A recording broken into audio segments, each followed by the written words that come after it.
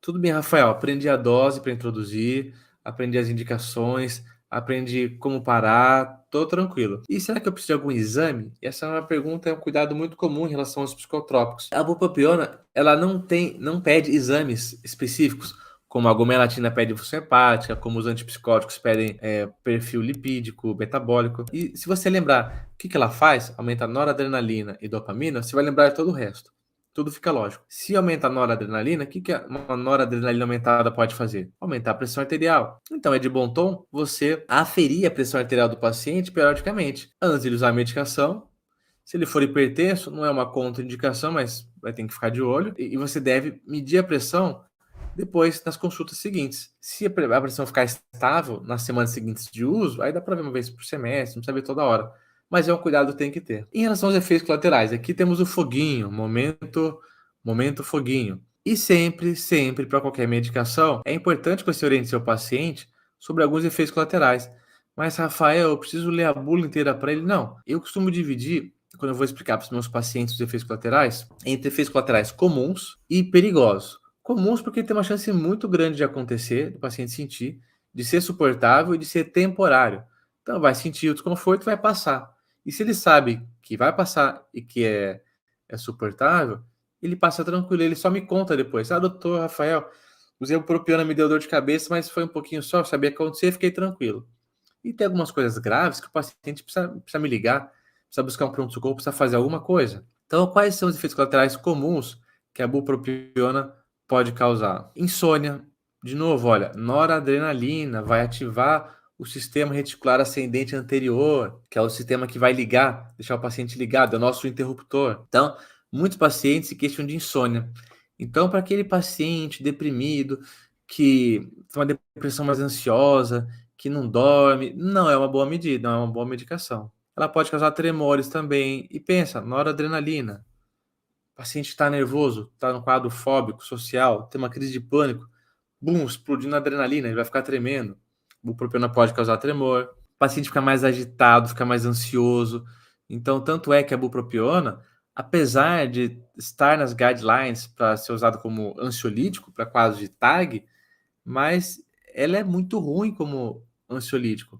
Na verdade, ela tende a piorar a quadro de ansiedade. É que assim, abre um parênteses, teve um trabalho com uma amostra super pequena, acho que de menos de 30 pessoas, que algumas pessoas com quadro de ansiedade melhoraram na escala de sintomas de ansiedade com bupropiona. Mas foi um trabalho, um N super pequeno, uma amostra super pequena, mas acabou entrando lá na guideline.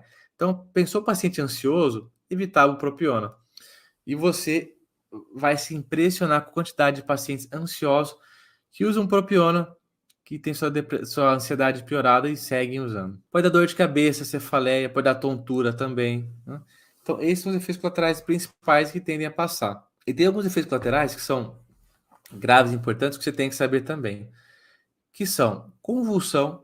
Então, pacientes com antecedente de epilepsia, mesmo convulsão febril na infância, precisam tomar mais cuidado. É verdade que essa associação é para doses mais altas, acima de 400 miligramas. 400 miligramas já que é a dose máxima. Doses menores não tem tanta evidência.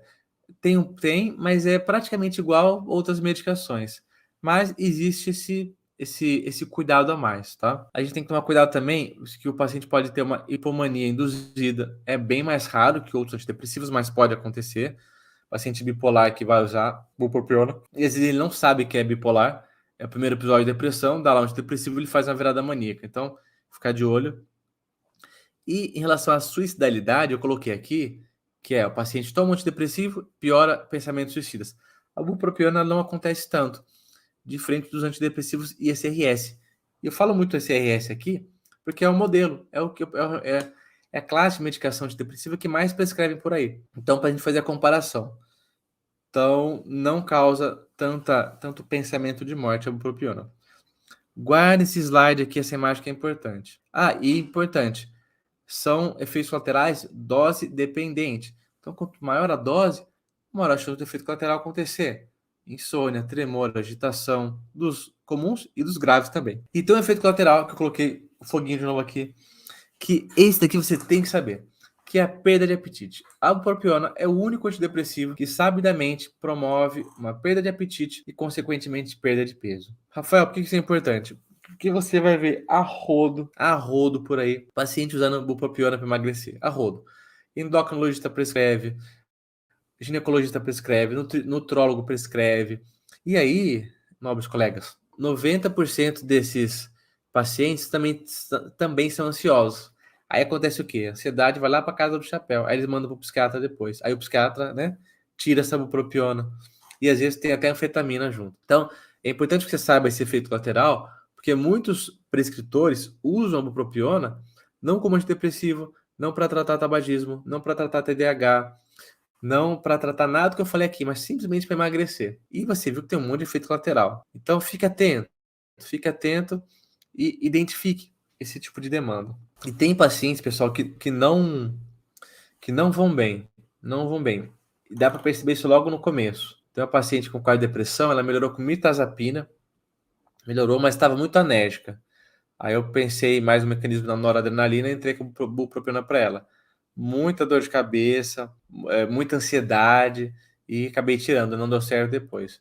Então tem pacientes que vão se dar bem, pacientes que não vão se dar bem. A pergunta que não quer calar, Rafael, que todo paciente vai te perguntar: e esse remédio causa dependência? Não, pessoal. A bupropiona não causa dependência, não tem mecanismo de tolerância, como os benzodiazepínicos. Apesar de que ela mexe nas vias da dopamina, que é o neurotransmissor do prazer, ela não causa dependência. Tá? Então fique muito tranquilo em indicar para o seu paciente a bupropiona. Em relação às interações medicamentosas, que eu sei que é uma coisa que preocupa muito, principalmente os colegas que prescrevem, né?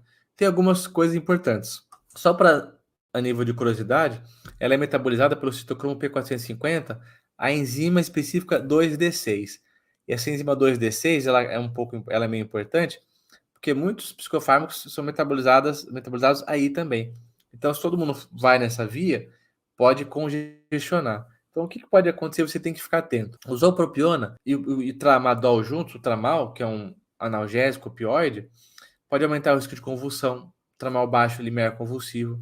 A bupropiona ela pode aumentar o nível sérico dos antidepressivos tricíclicos. Hoje em dia a gente não usa tanto. No SUS o pessoal usa mais, né?